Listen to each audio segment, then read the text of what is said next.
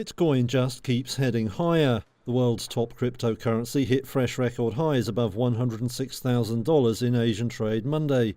That defied the predictions of some analysts, who had expected a pullback after it broke through the 100,000 level. It's all about the Donald Trump effect. Hello, Bitcoiners. Bitcoin bounced after comments from the president-elect that suggested he could create a US Bitcoin strategic reserve, akin to its existing oil reserves. Late last week, he told CNBC that he would do something great with crypto because he didn't want China taking the lead. When asked if he planned to create a strategic reserve, he said, "Yeah, I think so." It's a move other countries have considered. Earlier this month, Russian President Vladimir Putin questioned whether state reserves needed to be held in foreign currencies and appeared to flag Bitcoin as an option. But skeptics also abound, including Federal Reserve Chair Jerome Powell. He says Bitcoin is volatile and not used for payments or as a store of value, making it no rival to the dollar. Even so, market optimism over crypto knows few limits right now. Bitcoin is up over 50% since Trump's election win, lifted by a bet his administration will be friendly to digital assets. He's appointed crypto advocates to key positions overseeing the sector and running the Securities and Exchange Commission. One analyst told Reuters that markets were in blue sky territory, with all eyes now on the $110,000 level. Stellantis is doing a very swift rethink on strategy after the sudden exit of boss Carlos Tavares. The signs are it's dismantling his legacy and bidding to reset relations with dealers, industry partners, governments and workers. Tavares abruptly resigned on December 1st amid a rift with the board and big shareholders. He had once been fated for lifting profit margins at the world's fourth largest automaker, which owns brands including Fiat, Dodge and Peugeot. But dealers complained that higher prices for mainstream models had driven away customers. By September, the firm was forced to issue a profit warning amid bloated inventories. Now Chairman John Elkann is leading the overhaul, pending the selection of a new CEO. He's a scion of the Agnelli family that founded Fiat and also chairs Ferrari. Stellantis has already rehired a former exec to run Ram, one of its most important brands. Analysts say that's a move to rebuild bridges with dealers and reverse a slide in sales at the pickup truck maker. The company has also rejoined the European car industry lobby group, which Tavares had quit. It's set to work with the body in pressing for relief from the EU's carbon reduction targets.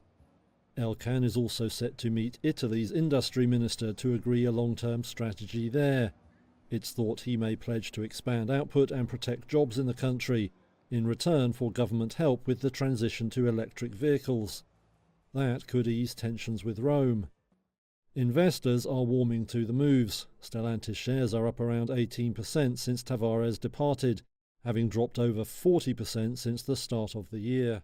The European Central Bank will cut interest rates further if inflation keeps easing towards its 2% target. That's according to ECB President Christine Lagarde Monday. She argued restricting economic growth is no longer necessary. The ECB has cut interest rates 4 times already this year, most recently last week. The Governing Council today decided to lower the 3 key ECB interest rates by 25 basis points. Investors have bet on even more policy easing next year as inflation worries have largely ended and weak growth is now a bigger concern. Lagarde said in a speech in Lithuania she expects the ECB to lower interest rates further. She added keeping rates at a sufficiently restrictive level was no longer needed. Financial investors expect the ECB to cut rates at each of its next 4 meetings.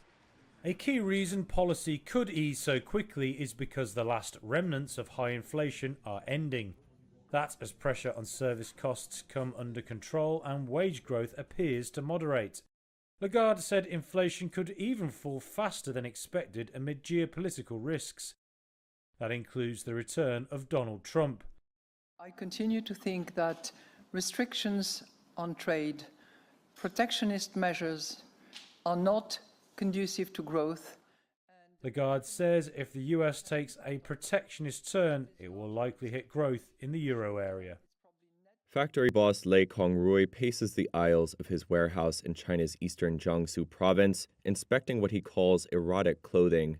Lei's company Midnight Charm turned over $1 million in sales last year, but now the self-proclaimed lingerie king is worried about the future of his business after hearing about President-elect Donald Trump's plans to raise tariffs on Chinese imports.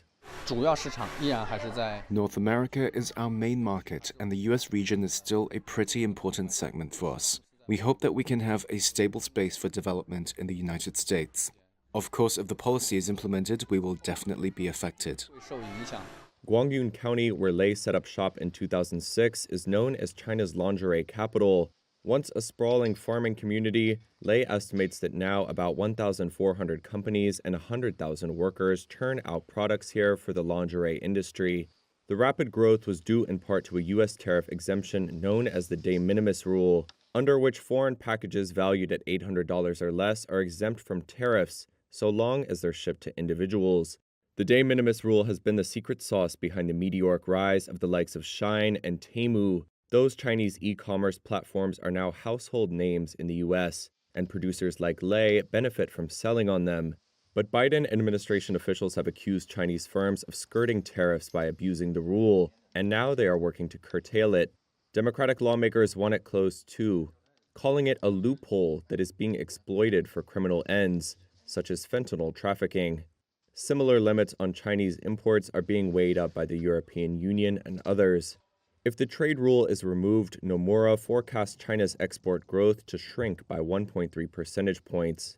Should that happen, Guanyun would be hard hit, and so would Midnight Charm, which relies on the U.S. for 70% of its revenue.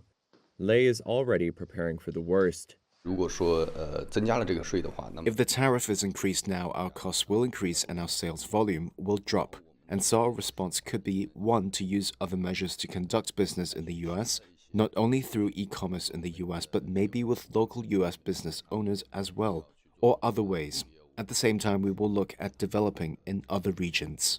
For now, Lei says he's considering investing in US warehouses and switching to a bulk cargo shipping model instead of direct-to-customer shipments by air, which could lower costs. He is also on the prowl for new clients in South America, the Middle East, and Central Asia.